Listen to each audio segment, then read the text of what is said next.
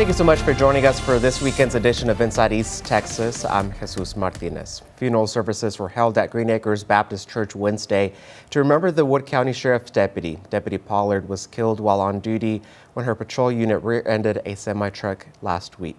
CBS 19's Robert De La Garza was at the procession and funeral for Deputy Pollard, who left an impact on so many people's lives.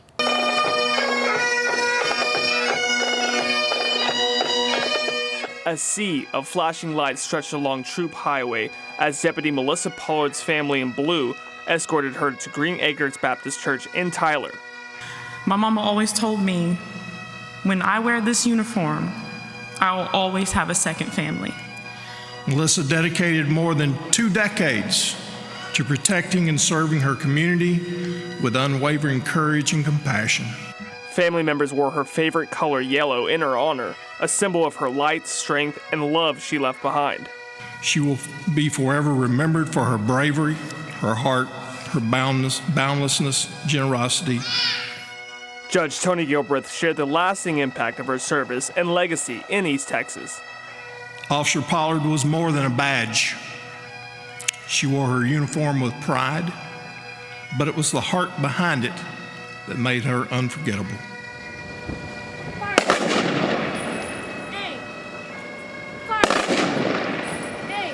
Hundreds of law enforcement officers and loved ones honored her with a 21-gun salute, flyover, and sacred presentation of the flag, a tradition for fallen officers.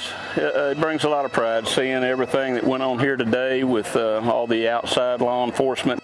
Pollard's cousin, B.J. Stewart, highlighted her dedication to family and law enforcement that spanned decades over numerous agencies. Well, she was true blue, I guess they would say. Melissa was one of those that really wanted to help people. Deputy Pollard's daughter and loved ones are now remembering her as a life of the party, a devoted mother and grandmother, and a shining force in the community. But I know she's watching over them and will always be, and I'll never let them forget her. It's going to take somebody awfully large to fill those boots. She's going to be greatly missed.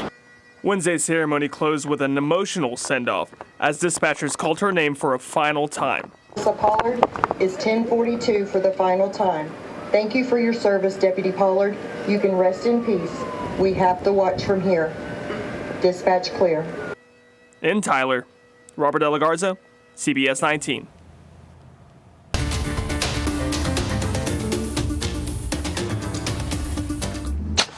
I'm coming back to kill you. You hear me? Hey, look, boys. Get out of here. You had your warning shot. Scary moments for police Wednesday morning. CBS 19 has been able to confirm that the video you're seeing right now is from a live stream where a man led police on a chase while shooting out of his truck. The Smith County Sheriff's Office says that man is 45-year-old Mason Aarons. The Smith County Sheriff's Office says that man they got a call 11 Wednesday morning about that man who was identified as Aarons, who was actively shooting from within his truck in the Hideaway community. Deputies, DPS, and Tyler police all tried to pull him over, but he refused to stop. Now, that chase eventually came to an end near Tyler Pipe on Highway 69 North. Fortunately, no injuries were reported. And part of that chase was caught on camera. Viewers sent video of the suspect being arrested by Smith County deputies at that Tyler Pipe location just north of the loop in Tyler. Aarons is currently charged with aggravated assault on a peace officer and driving while intoxicated and is in jail on a $1 million bond. Well, the highly debated school voucher bill passed the Texas House in the early morning hours of Thursday. It's a historic move now bringing the bill one step closer to the governor's desk. SB 2 would create a $1 billion education saving account program, allowing parents to use tax dollars to pay for private education. Now, we know this has been the goal for the governor for quite some time now. Here's what's in the House versions of SB 2. Under the House's Education Saving Account plan, ESAs would be equal to 85% of per student funding districts get from state. And based on past funding totals, that's about $11,500 a student. And students with disabilities would get as much as $30,000 per student. Now, a group of lawmakers tried to amend the bill to put the vouchers in the hand of voters, but that amendment failed. And for many House lawmakers, it was a difficult and frustrating day in the House. It has been a long, long fight. We have fought hard. We have fought for years, and I curse this fight every day because we have spent years focused on a voucher program that even the fiscal note of this bill recognizes will mostly go to students already in private schools at a time when our public schools are in crisis. I cannot believe that we are on the precipice of finally giving parents and students the choice and the education that they deserve. Parents have been waiting for this day for decades in Texas. Well, the House still has to vote on SB 2 for a third reading before it goes to the Senate chambers to iron out their differences on that voucher plan. Governor Abbott has said he's ready to sign it into law. And all these Texas state representatives voted to pass the controversial school vouchers program. Here's a list of them on your screen. Among those, Daniel Alders, Trent Ashby, Keith Bell, Jay Dean, Cody Harris, Cole Hefner, and Joanne Schaffner. And almost 12 hours after that initial vote, Representative Dean is defending his vote after initially voting against a similar bill to SB 2 last year. In a statement, he said in part, this bill was going to pass with or without us. The governor made clear from the beginning of the session that this was his top priority. Now, Representative Dean added that he and other representatives added amendments to this voucher program. Among those, a 2-year limit on this program, and any extension on that must come back to the legislator. Now to a developing story where a former Tyler ISD substitute teacher is in jail after arrest documents say he was caught on camera abusing a student with disabilities. CBS 19's Liana Aird spoke to an East Texas nonprofit about what parents need to look out for and what's needed to keep vulnerable students safe. A disturbing incident caught on camera shows former Tyler ISD substitute teacher Joaquin Castro Lacayo shoving, tackling, and restraining a student with disabilities. Melissa Perkins, president of Breckenridge Village, an East Texas nonprofit that serves adults with intellectual or developmental disabilities, says parents should stay informed and involved in their child's care. It is unfortunate. My advice is always get to know your staff, get to know your teachers, get to know anyone that's working with your child or your loved one. You don't have to be an expert to be an advocate. According to the arrest affidavit, Castro Lacayo became upset after the student tapped on the windowsill, just one of several reported cases of mistreatment by the largest school district in East Texas. How to diffuse and de-escalate situations, and to create a sense of urgency for families if they have a need and there's something that they need you to know to be able to provide care for their child. That's really, really important. And when asked what's needed to keep students safe, Perkins emphasized 3 steps. The key to that is awareness, transparency, and then just training to make sure that the people that you're putting in those classrooms, and in my case, in the homes and the classrooms that we have here, are people that recognize the need, they understand what it takes to be in that classroom, and they have what's required to do that day in and day out, even on challenging days. Now, Tyler ISD has released a statement regarding the arrest, saying in part, quote, anyone who violates the safety and dignity of our students, especially our most vulnerable learners, will be held fully accountable, end quote. In Tyler, I'm Ayana Aird, CBS 19. Well, their sanctuary may be destroyed, but not their faith. The recovery efforts are underway in the aftermath of a devastating fire at Lakewood Church in Flint Monday morning. Church leaders say the fire started in the back of the church, which now stands in ruins. CBS 19's Robert De La Garza takes us inside some of the damage and how members of the church say they are still emotional ahead of Easter tomorrow. What was once a place of worship, now reduced to ashes and debris. It's awful. The first thing I thought about was just everything, all the memories is what hit me first. Joe Mathis, a devoted member of Lakewood for over 2 decades, learned about the fire while away on a work trip. Seeing that, I was like, wow, that's just amazing, all of it gone, just destroyed in no time.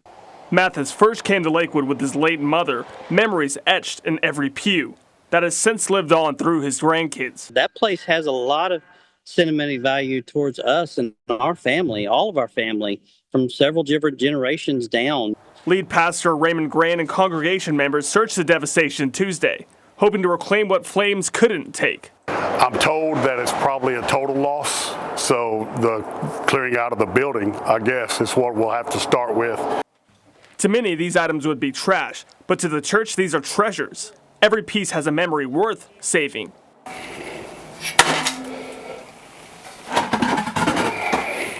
When Pastor Graham stepped inside for the first time, he wasn't searching for valuables, just one set of items that meant the most to him. This is the puppets for a puppet show. They're actually named after former members of the church. Puppets that have been in collection for nearly 30 years, each named after a beloved member now gone. Covered in the odor of smoke, but all intact, a miracle to Pastor Graham. Former members.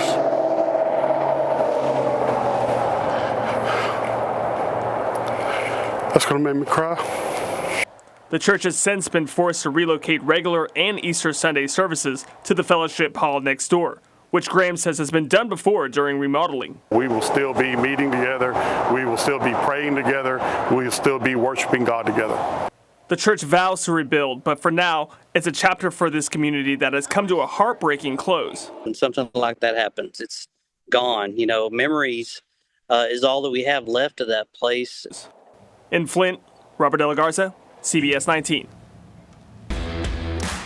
Election season is right around the corner, and Carthage ISD is asking voters to consider a new $23 million bond package. CBS 19's Deanna Ayer breaks down what's in this proposal and what this means for taxpayers. Carthage ISD is proposing a new bond to cover district-wide needs over the next 3 years, focusing on immediate repairs and upgrades. Roof, HVAC, driveway and parking improvements at Carthage High School, paint, flooring, lighting across multiple campuses, transportation needs and bus replacements. Proposition A is $20 million for facility upgrades, transportation, and campus improvements. Proposition B is focused on technology, mainly replacing Chromebooks and classroom technology. We want to make sure we're putting our kids and staff out there in safe, reliable vehicles. HVAC and electrical upgrades on multiple campuses, and some of the things that we're trying to do inside of our buildings now, they weren't built to do it. And so being able to improve some of that stuff is very important to us. The district's last bond in 2023 passed with an 86% approval rate. This time, Superintendent Jared Bitter says the main concern from community members is how the bond could affect property taxes. So it is something that our board is very, very sensitive to, something that they consider every time we go to bond, and we do not expect or plan for an increase in the tax rate as a result of passing this bond. In Carthage, I'm Ayana Aird, CBS 19. Well, early voting starts on April 22nd from 8 a.m. to 5 p.m. at the Panola County Courthouse, and of course, Election Day is May 3rd. Well, as temperatures here in East Texas continue to climb, snakes are emerging from rumination to bask and hunt. CBS 19's Will Riddell shows us how we can safely coexist with these slithery neighbors. Temperatures are rising and everyone, even those with scales, are coming out to enjoy the weather. We're going to have more snake encounters. They're becoming more active with warmer days and cooler nights. As we get into the summer, they'll be more active in the evening times than they are in the daytime. Texas has over 100 species and subspecies of snakes, including some venomous ones like the cottonmouth and copperhead. And while snakes might seem scary and give you the ick, they play an important role in our ecosystem. Even the venomous snakes that we tend to worry the most about, they do a wonderful job of keeping down insect populations, keeping down rodent populations.